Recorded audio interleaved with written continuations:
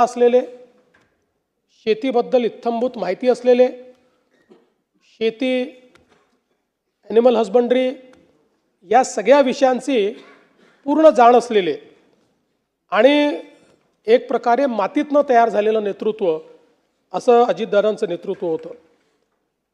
त्यांच्या जीवनामध्ये अनेक संघर्ष आले, कुठल्याही संघर्षाला त्यांनी पाठ दाखवली नाही. सातत्याने त्या संघर्षाला सामोरं ते गेले, कधी पोळापुढे झुकले नाहीत. पण ज्यावेळी दादांना मनातनं असं वाटलं की काहीतरी चूक आहे किंवा समाजाला ते चूक वाटतंय, त्यावेळी जाहीर माफी मागायलाही त्यांनी मागे पुढे पाहिलं नाही. अशा परिस्थितीमध्ये दादा कुठलाही इगो न ठेवता जाहीरपणे माफी मागून पुढच्या कामाला त्या ठिकाणी लागायचे, हे देखील आपण बघितलेलं आहे. त्यामुळे एक प्रकारे अनेकांचा आधारबळ असलेले, अनेकांना धीर देणारे, अनेकांच्या निर्णयाची ताकद असलेले दादा आज नसल्यामुळे निश्चितच खूप मोठ्या प्रमाणात अनेक लोकांच्या समोर अनेक प्रश्न त्यातनं निर्माण झाले. खरं म्हणजे अजितदादांबद्दल सगळे नेहमीच सांगतात की शब्दाला जागणारा अशा प्रकारचा नेता होता. त्याचा अनुभव 2019 साली आम्ही घेतला. 2019ला ज्यावेळी आमचं ठरलं की सरकार तयार करायचं, त्यानंतर काही कारणाने तो निर्णय त्यावेळी त्यांच्याकडे वरिष्ठांनी बदलवला. पण दादांनी त्यावेळेस भूमिका घेतली की नाही, मी शब्द दिलेला आहे, मी शब्द मोडणार नाही. आणि आम्ही सरकार तयार केलं, शपथविधी घेतला. त्याला अनेक लोकांनी पहाटेचा शपथविधी म्हटलं. त्याला पहाटेचा म्हटलं की दादा त्याच्यावर नाराज व्हायचे. दादा म्हणायचे पहाट म्हणजे 6 असतं, ही काही पहाट नाही आहे, आम्ही 9 वाजता शपथ घेतली होती, तो सकाळचा शपथविधी आहे, असं नेहमी ते पत्रकारांना सांगायचे. आणि मला आजही आठवतं की त्यावेळी अतिशय दृढतेनं त्यांनी, खरं म्हणजे त्यांना निश्चितपणे काही ना काही प्रमाणात त्याची किंमत मोजावी लागली. पण तरी देखील त्यांनी सांगितलं की एकदा निर्णय झाला होता, मग या निर्णयाला मी बांधील असेल. आणि ज्यावेळी सर्वोच्च न्यायालयाचा निर्णय आमच्या विरोधात गेला, मला आजही आठवतं की वर्षा बंगल्यामध्ये दादा आणि मी दोघंच जण होतो. त्यावेळी तो निर्णय विरोधात गेल्यानंतर त्या ठिकाणी सरकार स्थापन करणं काही शक्य नव्हतं.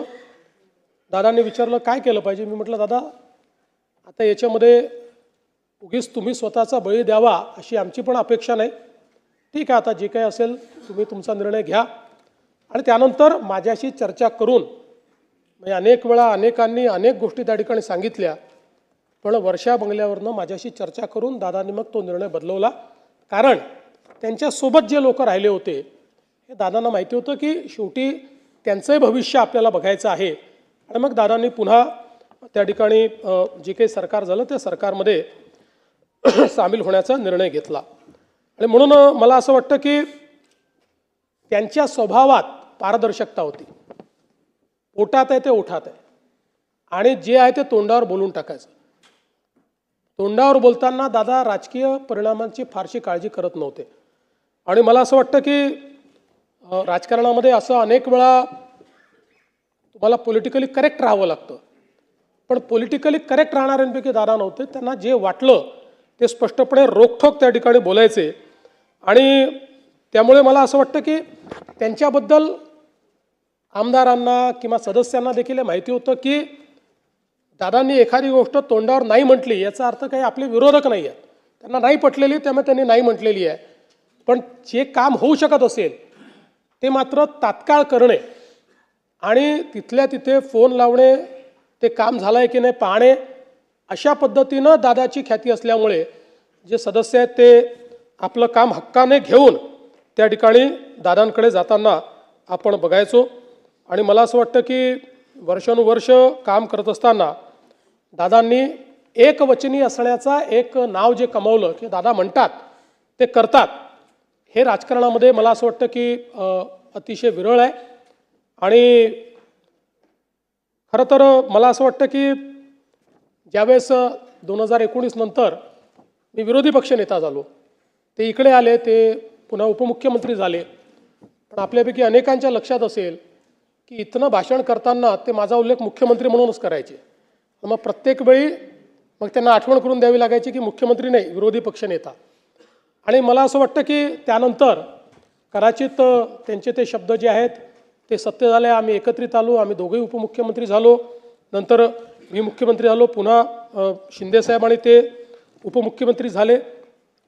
आम्ही खरं म्हणजे आमच्या अनेक गोष्टींवर गप्पा देखील व्हायच्या, अनेक गोष्टींवर बोलायचो. दादांना क्रिकेटची आवड होती, त्याच्यावरही अनेक वेळा आमची चर्चा व्हायची. आणि आम्ही जेव्हा एकत्रित प्रवास करायचो त्यावेळी दादांच्या अनेक ज्या काही सवयी होत्या त्यात दादांना मला नेहमी आठवतं की दूध प्यायला आवडायचं. त्यामुळे आमच्या विमानात किंवा हेलिकॉप्टरमध्ये कोल्ड्रिंक असू द्या, काही असू द्या, जे कोल्ड मिल्क असतं, आणि दादा सांगायचे मी शेतकऱ्याचा मुलगा आहे, रोज हळदीचं दूध पितो आणि मला कुठल्याही म्हणजे कोल्ड्रिंक किंवा याच्यापेक्षा दूध प्यायला आवडतं. अशा अनेक सवयी दादांच्या एकदम नजरेसमोरून जातात. दादा चप्पल घालायचे पण पाय नेहमी स्वच्छ ठेवायचे. त्यांना ती एक सवय होती की बसल्या बसल्या आपला पाय स्वच्छ करायचे ते. त्यामुळे अशा ज्या गोष्टी आहेत त्या अशा आज माझ्या नजरेसमोरून चाललेल्या आहेत.